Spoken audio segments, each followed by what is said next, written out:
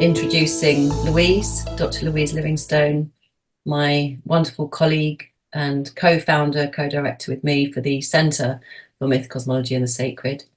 Louise is also founder and director of the Heart Sense Research Institute. She taught on the MA in Myth, Cosmology and the Sacred at Canterbury Christ Church University and completed her PhD there. The title of her thesis is How Can the Thought of the Heart Offer Effective Ways of Engaging with Conflict? An Imaginal and Reflexive Study. The project draws on the discourses of transformational learning, depth psychology, holistic science, cultural history, esoteric wisdom, and religious philosophy. Louise's work aims to reimagine the long-forgotten wise and intelligent heart for contemporary times, illuminating through research, contemplative action, and nourishing dialogue how the heart as a focal point of compassion, love, and kindness, and as an organ of perception and wisdom, is a valuable and vital ally in our world of increasing global challenges, injustice, and equality. So Louise's talk is entitled Earth Dreaming Us Through Myth. So please welcome Louise, and we're really looking forward to this. Thank you, Mary. Right, so I just need to share my screen with you all. I'm just making sure that I've got the right things there. Right, can you all see my screen? Yeah, lovely. That's wonderful. Thank you. So I just want to say welcome to you all. It's lovely to be with you here today. And a huge gratitude to Andreas for setting such a beautiful foundation for this session. As Andreas said earlier, myths are the power of the land speaking. And this is what I hope to bring life to in this session, if I'm able. So I'll be starting with a heart-centered tune-in and then setting context with a little bit of theory, and then opening up into a contemplative space where we will experience the deep time of the earth. So essentially opening ourselves to hear the earth story speaking through us. And to echo Andreas and what he said earlier, this is a huge topic, perhaps a lifetime's exploration, and we only have a short time here today. But I'll do my best to open a space for the dreaming earth to communicate and live through us, and invite you to explore how these words and experiences may work in your life as you move beyond this symposium into the days and weeks ahead. So Mary's given me a lovely introduction, so I'll skip past this slide and then just move into an invitation for you. Those of you who know me know that I usually start my sessions in this way. So I'd like to invite you and give an invitation to your whole body and your heart in particular as an organ of imaginal perception, which I'll talk about shortly, but just to step fully into a whole experience of the living, breathing earth and all the beings who live upon her. And so as this session is about moving into a deeper contemplative mode of awareness in conversation with the earth, I'd like to just ask you to bring your awareness into your body and into your heart's wisdom in particular. So you might like to rest your eyes in a soft gaze or close your eyes and just take some gentle breaths in and out. Just taking your time to really arrive here in this moment, here on this Zoom call. And so just breathe in and out as we guided you at the beginning of this session, taking your focus into your heart, bringing that life-giving breath, that gift of breath from the earth into your heart. And if you have difficulty connecting with your heart, you might like to place your palm over your heart just to connect. And perhaps to bring into your heart's awareness someone or something that means a great deal to you, that makes your heart smile. Perhaps that could be a pet or a loved one or a place on the earth that particularly touches your heart. And just breathe in and out of your heart. And as you do this, your heart knows that you're listening and that your attention is directed in that direction. And as you do this, you might like to conceive that you yourself are situated in a wider system of relations, an integral part of the earth, part of a wider system of stories, of myths that actually unfold within and through you as the earth speaks to you and dreams you into being.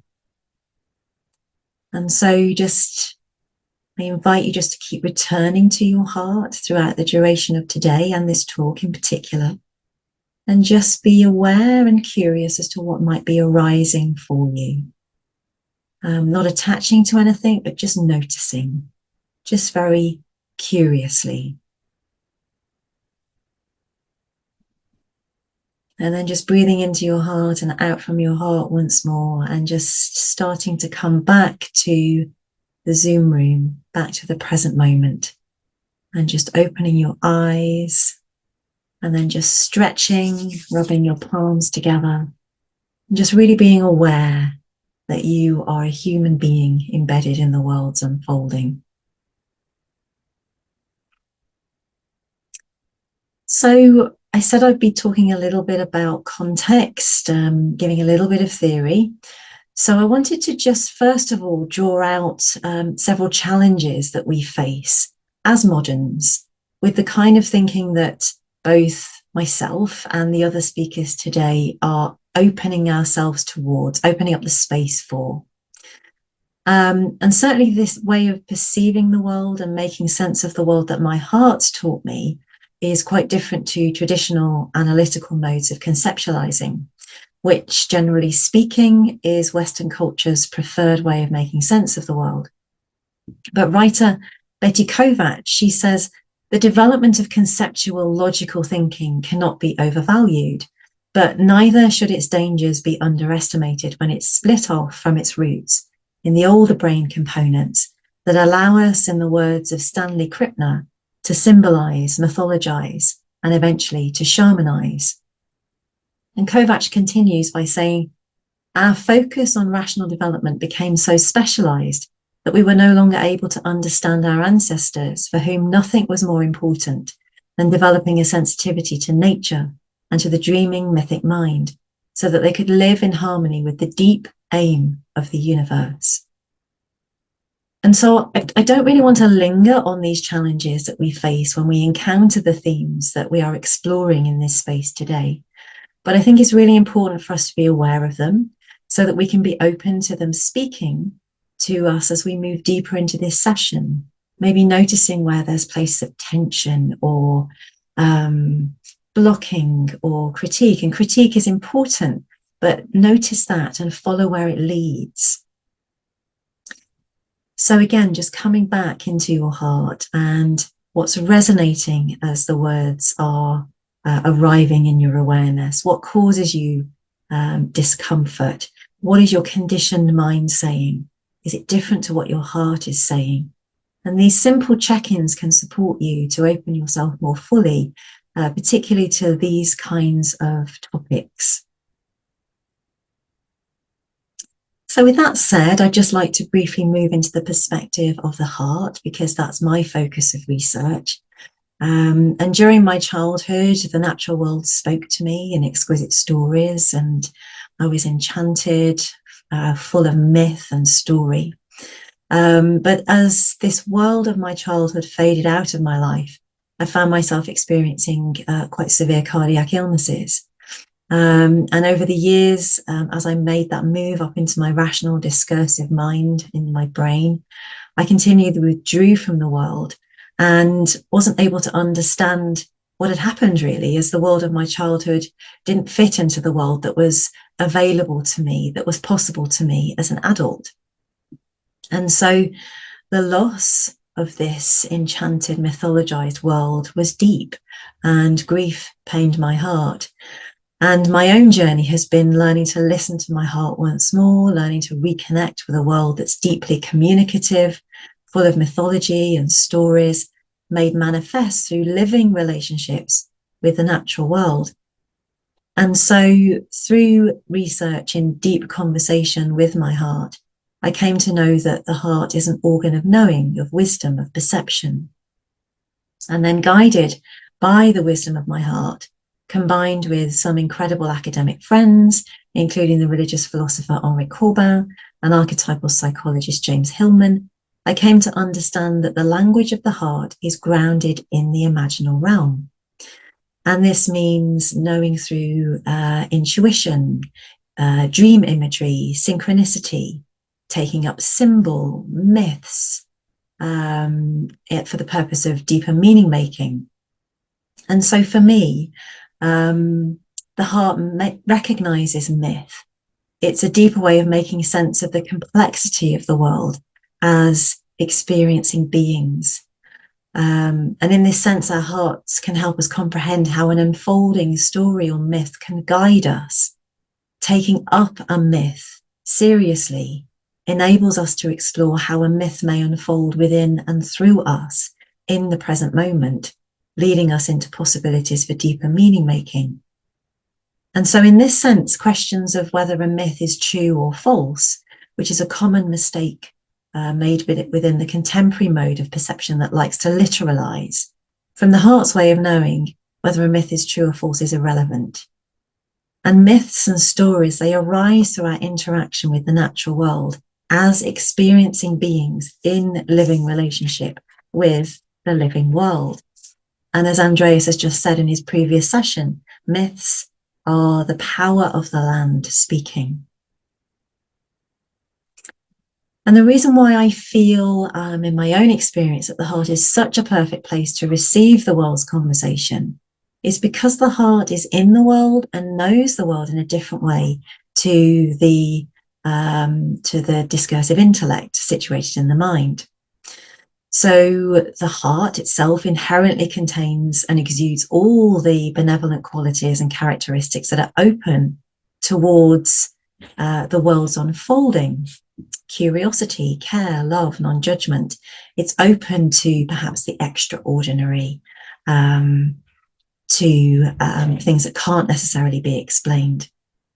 And so the heart's main concern is with bringing the wholeness of the other, whatever we are in relationship with, more fully into being. And this stance and these inherent qualities and characteristics of the heart mean that when we are genuinely in our hearts, we are already halfway there. The way the heart is, by default, invites in what might ordinarily be discarded through a contemporary mode of awareness. And this is incredibly important because the natural world speaks in a myriad of different ways, a myriad of different languages and tongues, which could be missed in our ordinary day-to-day mode of awareness. And so if we use a little bit of common sense, how does the earth speak to us? It must be through our senses, sight, through the image, hearing, sound, through taste and smell, and many, many other subtle ways. So the language that I'm speaking now in English to you is perhaps we can conceive as secondary. So being open to what is manifesting in conversation with the world without any preconceived judgments through the wisdom and loving care of the heart means that there's greater possibility for the world to be heard. The heart has the capacity to receive the whole world. As Ram Dass says, through an open heart, one hears the entire universe. And the heart's important role in our life has a long tradition in mystical Sufism and the Christian East, and in culture more generally. And in these understandings, it's said that the heart can connect with realms beyond our ordinary day-to-day modes of consciousness. And certainly the late religious philosopher Henri Corbin, who I've mentioned earlier, who is a scholar of mystical Sufism, understood through the mystical Sufis that the heart is an organ of imaginal perception, the place where one receives the world as it speaks in all of its rich complexity. It's a doorway onto the transcendent or the divine, or onto the extraordinary. And it's the heart that receives the world first through the imagination as an organ of knowing. And so when we conceive of this, we can start to understand that perhaps we can receive more deeply the world's conversation. We can understand the heart to be an organ of imaginal perception. And then when we move into the possibility of seeing the world through the heart and the imagination, we can reconnect, or there's a possibility of us reconnecting with a conversation with the world that's never stopped. It was just us who stopped listening. And so just having a brief look at the imagination, archetypal psychologist James Hillman, who was himself inspired by religious philosopher Henri Corbin, suggests that one responds to the world through the very organ that's touched and moved by the world itself, and that is the heart. And for Hillman, this way of knowing is awake to the world speaking to us through images, stirring our hearts to respond. So when we perceive the world through our hearts, we are engaging with the living earth as she speaks to us in images and in a myriad of other subtle ways. So what I'm saying is that the imagination here is understood as being entirely distinct from contemporary understanding of imagination as fantasy. This is a narrow way of understanding this mode of knowing.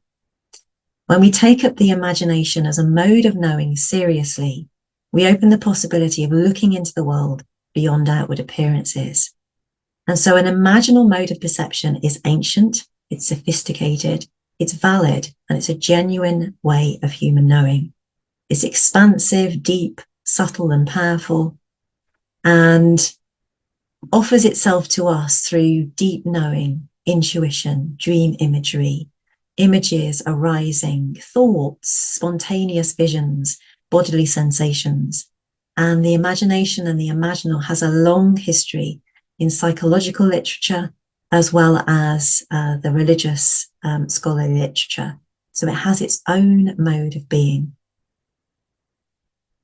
So it's in this sense, through your heart and its imaginal mode of knowing, that you have the possibility to move towards the place where you can touch the mythic and enter the dreaming of the earth. And this way of engaging is about deep relationship and communion, feeling into and sensing the world with all that you are.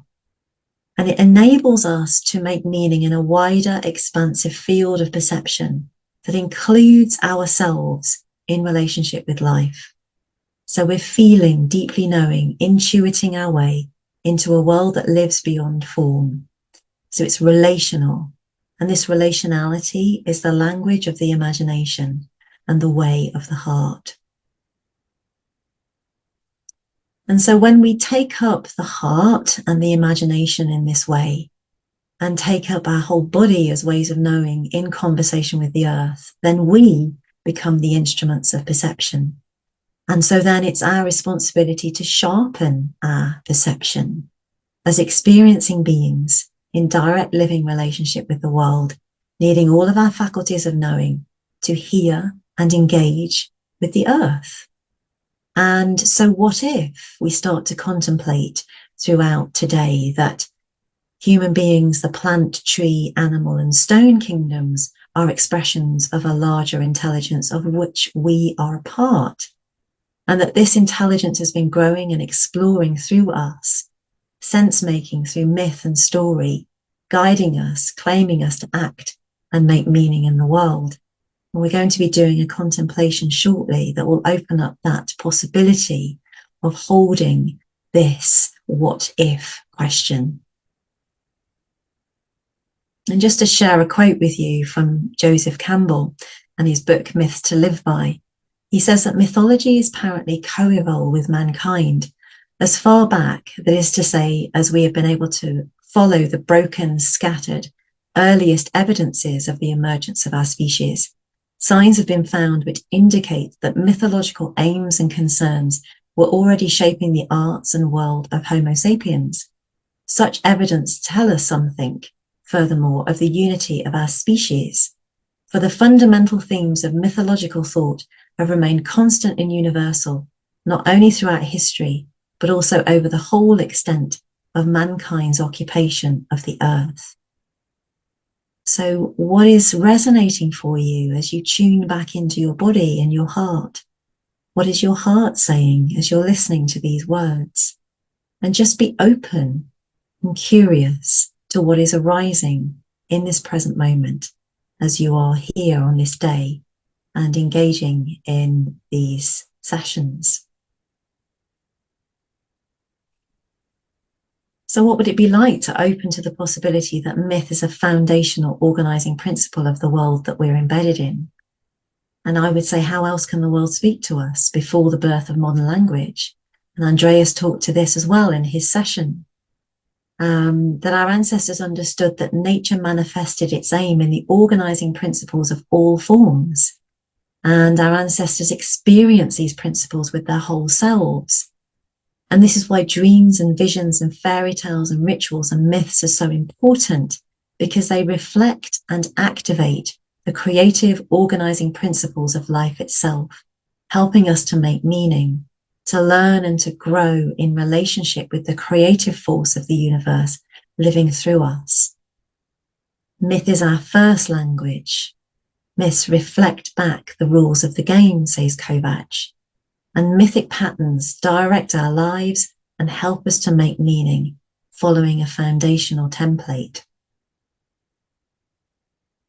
So let's just look at some creation Earth Mother myths now.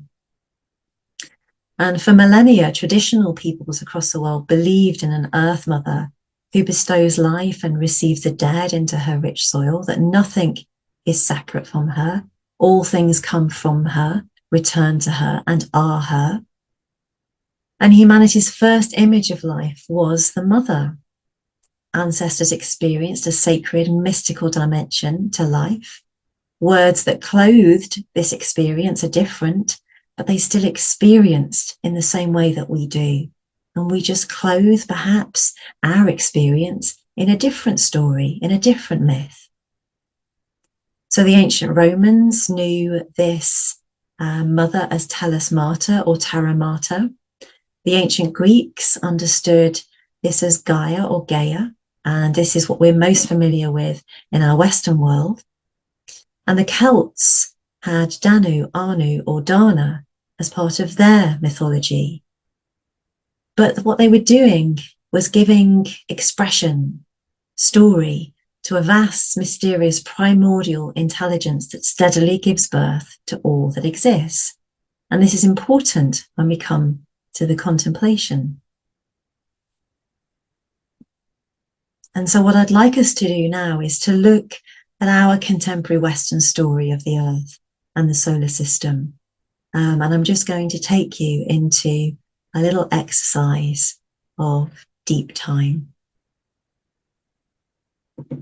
So I'd like to invite you to close your eyes once more. You might like to place your palm or your palms over your heart. And just begin by breathing into your heart and breathing back out from your heart. You might have to close your eyes or rest your eyes in a soft gaze. And I'd like you to notice what part of the story, the words that I'm sharing with you, what claims you, if anything. And just notice, be curious as to what arises in your body, in your mind, in your awareness, as you return to an understanding that you are an experiencing being, fully embedded in the world's unfolding story. So just let these words just filter into your awareness and just open yourself to what arises. Earth is our home, a complex non-linear system of interdependence which has evolved over eons of time. Earth's history is an interdisciplinary area with much still unknown, particularly with regard to the origins of life. And so perhaps we could acknowledge that scientists piece together incomplete data that is often ambiguous. And as it stands today, there is no single account of Earth history that all scientists agree on. So long, long ago, before your time, before my time, before your great-great-grandmother's time, the Earth began her life. The beautiful planet that we call home today has an epic story to tell. Her story is incredibly ancient, full of possibilities and meaning, spanning across billions of years. take another deep breath into your heart, opening your whole self to receive the earth story into the core of your very being. Be open to how the earth story might change you and how the earth story might touch you. So taking another deep breath into your heart, we now together make our intention to move back into deep time, traveling back 4.6 billion years, or 4,567 million years. Breathe deeply and slowly. Imagine your heart energy stretching out across billions of years to connect with the Earth's ancient origins. Eventually, you find yourself floating in deep space. There is nothing beneath your feet. You are surrounded by a universe of stars swirling in inky black space. What you are about to witness is nothing short of a miracle. As you float in deep time and in deep space, you find yourself in the Orion arm of our spiral Milky Way galaxy. At this place, 4.6 billion years ago, a huge star explodes into a supernova, spewing the heavy elements created in its core into nearby space. The intensity of the light and resultant sound from this explosion are unlike anything you have ever seen or heard before. You are awestruck. Floating down a little way towards this incredible event that you have just witnessed, you see that the resulting pressure waves forces a cloud of hydrogen gas to compress under the enormous force of gravity into a smaller star, our own sun, which ignites, sending out light, the energy source for life on Earth. Orbiting gas and dust grains from this ignition quickly accrete together into larger and larger lumps of matter, which eventually build the 8 planets of our solar system. The sun, a near-perfect sphere made of hot plasma, contains 99.86% of the total mass of our solar system and is 300,000 times the size of the Earth. By around 4.5 billion years, 65% of the Earth has accreted together at a distance from the sun at which the temperature is not so hot that all the water evaporates and not so cold that it freezes. It is within this window, known as the Goldilocks zone, that the liquid water necessary for life can be found. How does it feel to you to have witnessed this event? How does it feel to you to contemplate the idea that you were created from ancient cosmic dust, formed in the belly of a supernova? Just as Gaia created the perfect conditions for you to live upon her, how does it feel to contemplate that Gaia lives in the right part of our galaxy, safe from sterilizing gamma rays that emanate when supermassive stars collapse? Was it pure chance that the right conditions appeared? As you connect with the early story of our ancient Earth, feel a tingle throughout your body as your energies combine. Breathe gently and slowly at a pace that is comfortable for you.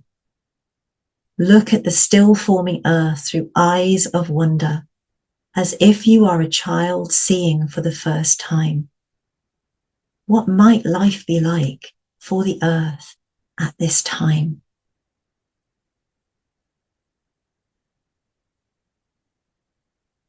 Now I invite you to travel forward over vast periods of time, totally incomprehensible to your discursive intellect, but your ancient heart knows.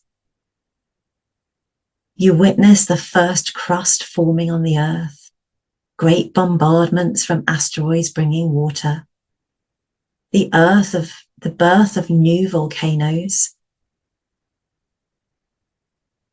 You arrive at 3.8 billion years, where the earth is stable enough to offer suitable conditions for life. And over millions of more years, bacteria create conditions for single-celled life to appear and for life to move from water to land. Incredibly, 4 billion years have passed, and only now do giant plants and ferns and trees appear, followed by the dinosaurs. During this time, 5 mass extinctions occur, wiping out up to 75% of all life each time. And each time, life reappears. Only do humans appear in the final few moments of Earth's long and incredible story. Milliseconds in this incredible story. So you might like to contemplate the possibility that Earth long, long ago laid a pathway for you to be here, for without the Earth, you would not have life. The Earth is part of your DNA and your bones. What might it be like to contemplate that she dreamt you into being? What an incredible story to contemplate.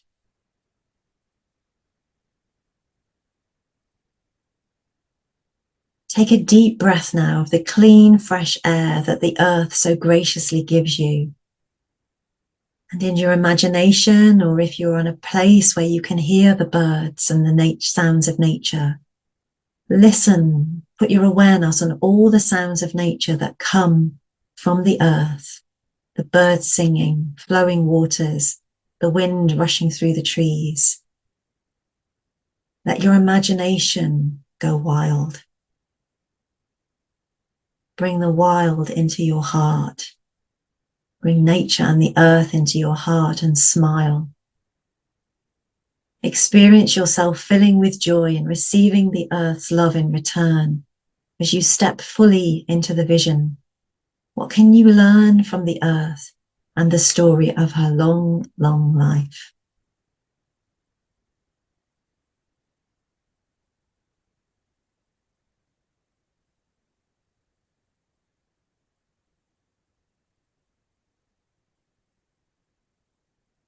So when you feel ready, give thanks to the earth. Using the power of your intention, disconnect your web of energy from this deep time journey.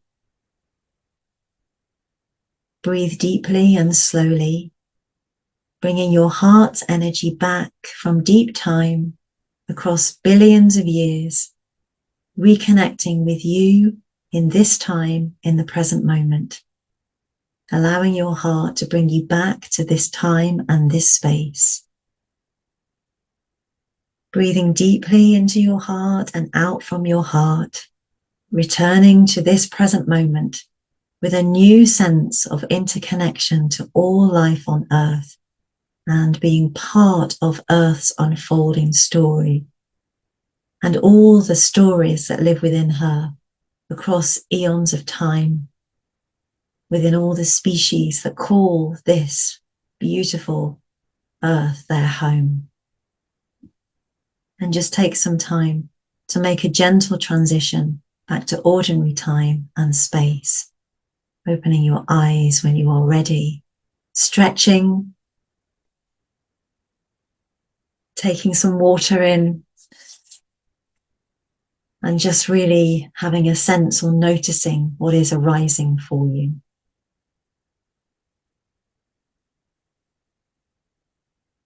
But the question, I guess I'd like to move into a concluding part of this session is, what would it be like to conceive of this deep time story as our modern myth? this story, when contemplated in this way, is incredibly beautiful. And in the same way as our ancient ancestors did, we can imbue this story or myth with love and care and reverence, making room in our lives for deeper meaning making and guidance. So if we allow ourselves to contemplate the possibility that Earth and all her beings who live upon her, as well as the solar system and the wider universe, as living conversations in relationship with the forces that drive life. And this insinuates a myriad of languages, and therefore it asks something of us. How can we best orient ourselves as organs of perception, as experiencing beings, to speak these different languages and to tune back in? Maybe, and I'm just going to ask you this as a question, perhaps our contemporary Western story of our Earth and our solar system and our universe that you've just experienced in that contemplative exercise is one of these beautiful languages. And if we take this up as a possibility, could we consider that the Earth, that Gaia, is speaking to us once more as moderns through the theory of the Big Bang, as well as perhaps in the New Age movement that began in the 1960s? At this time, people were becoming more concerned about contemporary Western culture's treatment of the Earth. And in his book, Animate Earth, ecologist Dr. Stephen Harding writes about the late scientist and inventor James Lovelock's revelation of Gaia in the 1960s.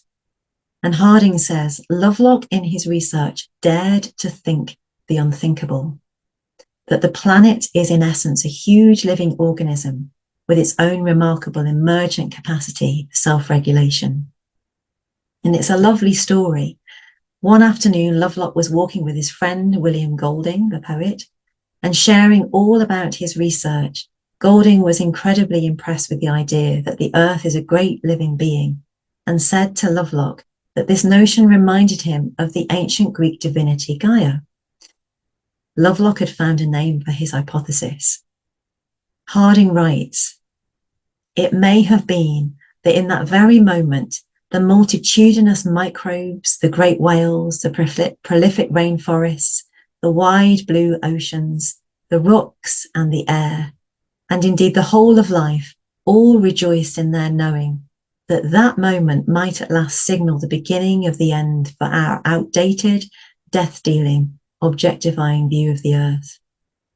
So perhaps we go into our hearts and our imaginal perception and our mythic imagination. Could we conceive of this being the case? That Earth was dreaming herself through us and speaking through Lovelock? And what might we lose if we don't take this up as a possibility? And what could we gain?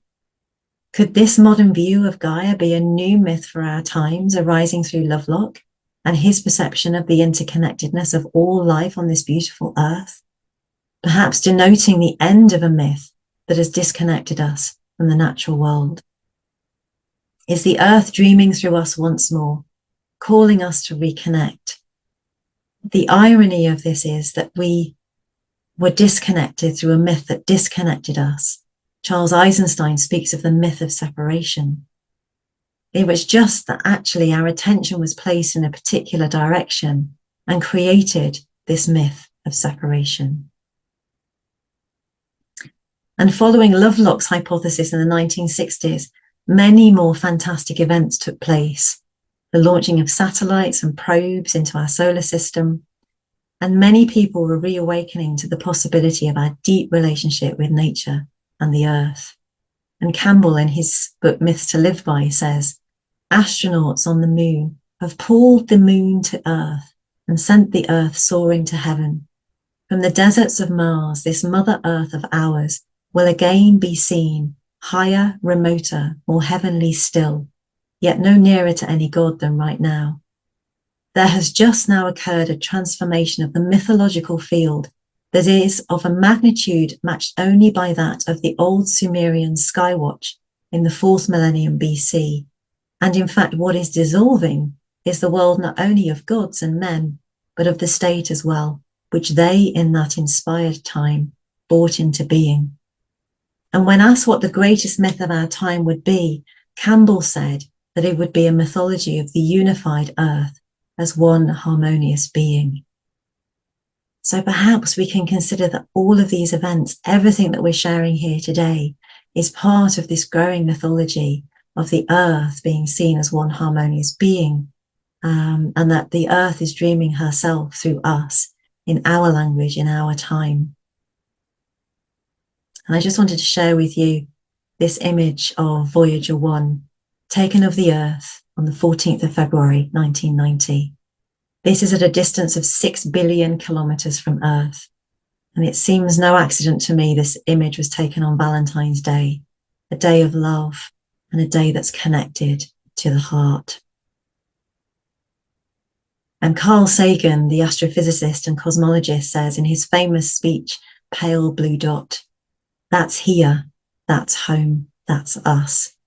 On it, everyone you love and you know, everyone you ever heard of, every human being who ever was lived out their lives, the aggregate of our joy and suffering, thousands of confident religions, ideologies, and economic doctrines, every hunter and forager, every hero and coward, every creator and destroyer of civilization, every king and peasant, every young couple in love, every mother and father, hopeful child, inventor and explorer, every teacher of morals, every corrupt politician, every superstar and every supreme leader, every saint and sinner in the history of our species live there on a mote of dust suspended in a sunbeam.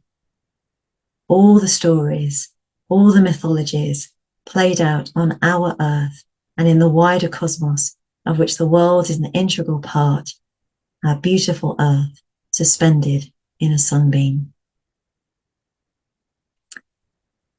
And so life is embedded in the earth, which is part of the wider cosmic landscape. And as Feidler says, human culture itself then is based on imagination, rooted within the greater imagination of the unfolding universe. And I love this quote from David Abram, and Andreas spoke to Abram's work in his session this morning. Along with the other animals, the stones, the trees, and the clouds, we ourselves are characters within a huge story that is visibly unfolding all around us, participants within the vast imagination or dreaming of the world.